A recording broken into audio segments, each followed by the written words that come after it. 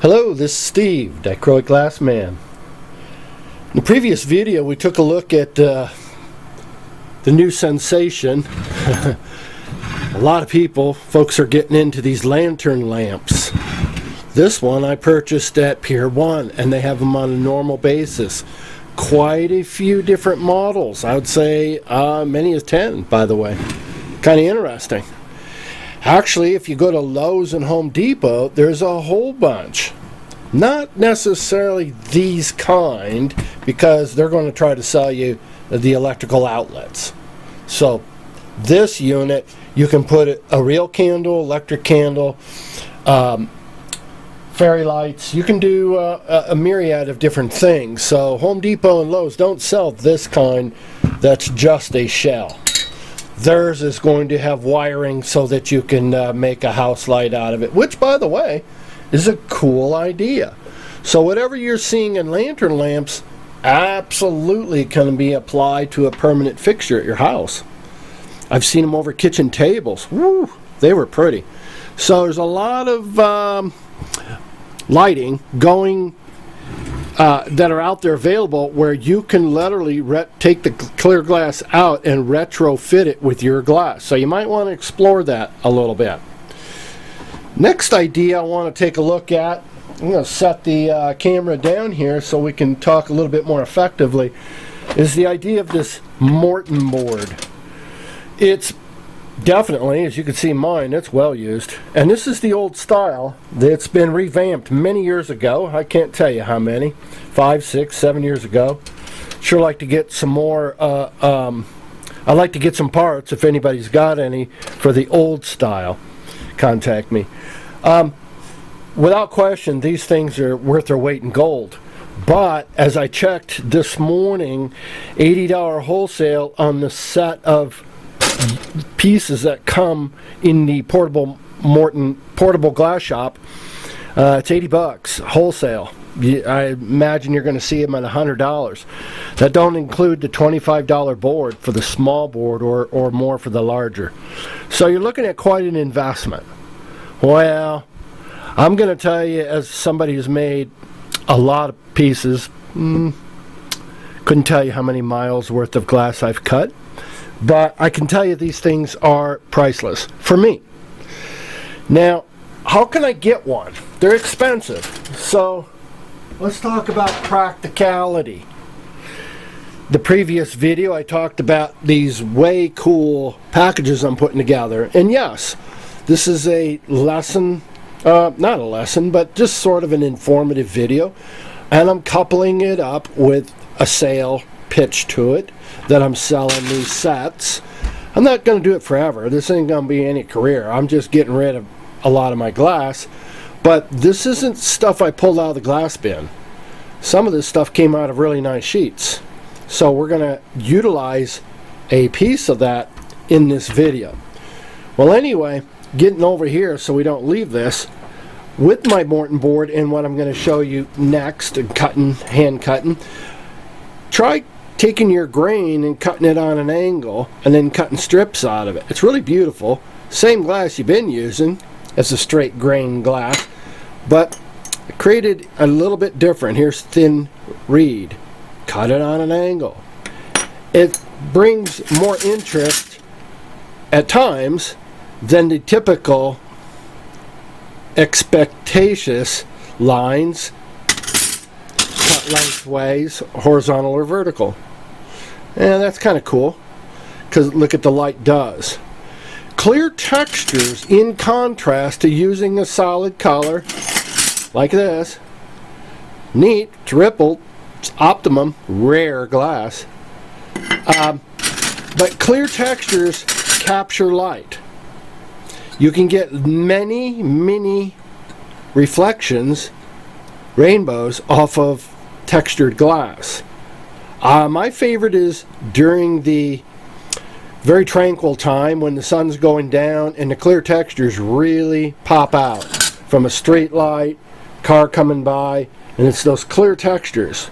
So you might want to think about that, keep that in mind, utilizing clear textures, and that's part of the beauty that I've thought ahead, offering some pretty cool glass. This is called Floreal. Not a lot of people have seen these textures. It's a common texture, but if you're not used to it, you're not going to utilize it in all your pieces. In these kits, I've also put in some nice glass. This bullseye. Bullseye modeled. Check this out. Some old Fisher. This is a flash glass on clear. It's an expensive glass. There's some really primo glass in there. So let's talk about how can we get our Morton board? How can we, what's the incentive? What's the carrot? Help me get to that board. Well, we can. And it's so practical, it might crack you up. Showed it in the previous video, but now with my camera on a stand here, this is called a L square. I knew it wasn't a T square because obviously we'd have to have, but it's called an L square. Glass Star makes these. They're under 10 bucks. This one's a 12-inch, and then they have an 18-inch. Wow. They come in pink and turquoise.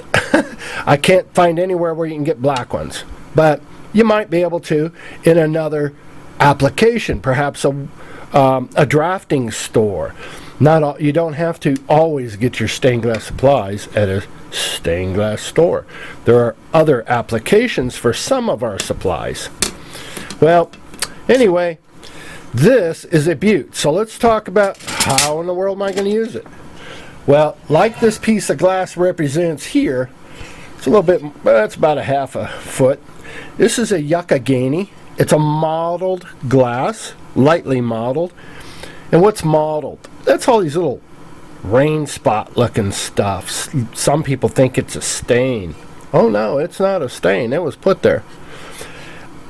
I've heard various stories about bullseye stopping modeled glass and this and that. It is a hazmat issue in how it's made. I think they've perfected it. Not sure. I haven't kept up with that issue lately. But this is a real nice piece of glass. It's got its original edge. It's not sharp at all. It's a round edge. It's where the edge of the sheet came as they cut them. So bullseye typically is 20 inches wide, and they've changed their measurements. Some glass, Kokomo glass, comes in 6-foot sheets. You very rarely ever see them. They're huge. It's scary when you go to Kokomo. I believe it's 6 foot, might even be taller than that. So anyway, we got some beautiful glass here that helps in the process. Reaching over. I'm putting together your form for your lantern lamps just by taking nice geometric shapes. I've taken the time, wow, it slides down there just very nice. You get the idea. I've taken the time to really do my best in cutting these strips very uniformly. Whether I have these for sale today or they sell out immediately, it's still the same thing forever. You want your strips uniform. You don't want them less at one end and more at the other end, in other words. You don't have that uniformity of expecting the pieces to nicely fit together. I'm very, well, let's just say, I love exact.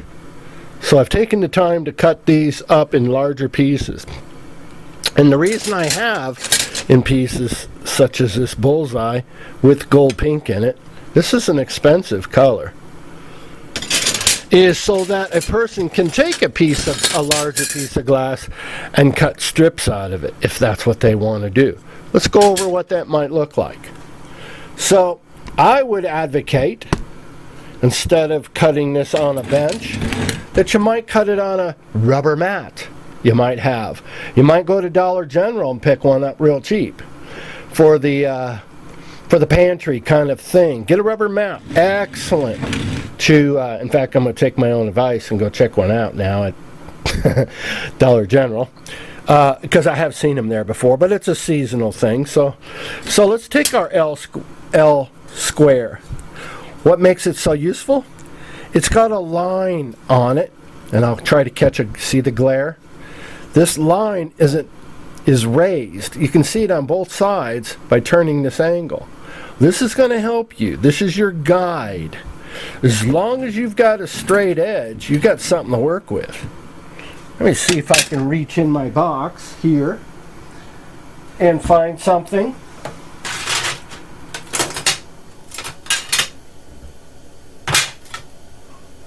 All right, here we go. We don't have a straight edge. Great, make one. Okay, as I mentioned before, I like this. It adds some unique characterization. You would expect the lines to go horizontal or vertical. Well, make it angular. Let's see how easy it is to make something angular. Okay, I got a piece of glass here. I got my my toil brass handle. That's all I use. I don't use pistol grips and anything else. Now I do have a straight edge. I don't want typical lines. I want angles. So I'm going to take my square and I'm going to lay it down. Now a thing you could do is you could put a piece of masking tape on this. Let's try that. Let's see if I actually... Let's put a piece of masking tape on our square. And I'm going to cut that end off in case it curled under. Took my X-Acto knife. This is nylon, so this is really great. So now by doing that, look at that. I got a lot more grip. You get the idea. Duct tape would work better than masking tape. Masking tape still has a gloss to it. Reflective, shiny, waterproof. Well, so is duct tape. But duct tape has more of a grip. So I would advocate using duct tape. So let's just cut it. We got a piece here. I want an angle. That looks good enough. So I'm holding my piece down.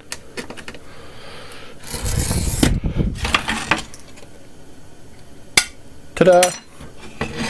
Now, that gives me something to launch off of. Now I can come over this way.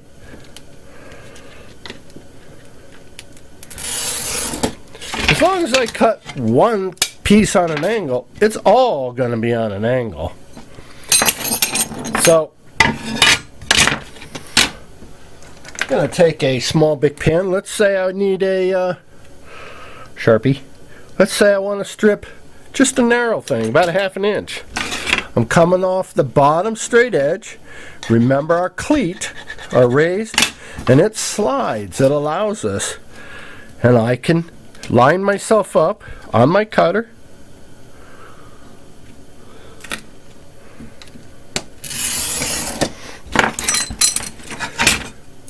Ta-da!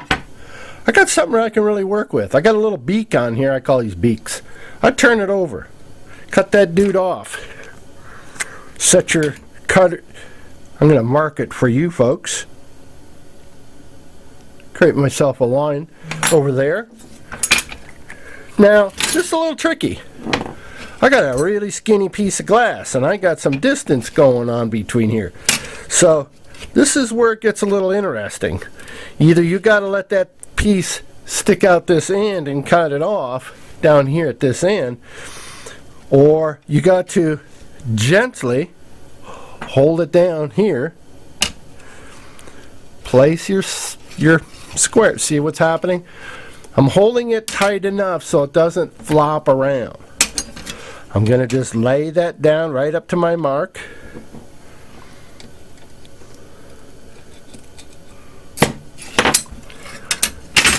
Ta-da! I got a nice little piece. And for the most part, pretty darn accurate. So set yourself a goal. Create the carrot. Say I want a Morton board. How am I going to get there? I'll just get a T square or a L square for around $10, whatever your retail is in your stained glass store. And you're going to make a lot of work out of this by trying to replicate what I got going on here for your lamps or for whatever abstract kind of thing you got going on. But don't count this way of utilizing this $10 piece to even compare to the ease and ability of the Morton system. The Morton system allows you just to feed it in endlessly and make thousands and thousands and thousands of cuts accurately without having to be wonky about it. But I'll tell you what, folks, I cut this that way, and I like it. I like all the glass that I utilized in that manner. So in this kit, I'm going to take this round off.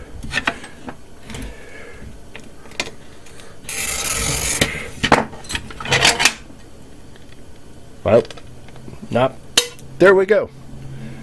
So we got a nice edge. We got two of them. I can trim that up, come out here and cut that off, and then start a couple strips before I come out here. I don't want to waste all that glass. In other words, I got a point coming over here. I don't want to waste that. At that point,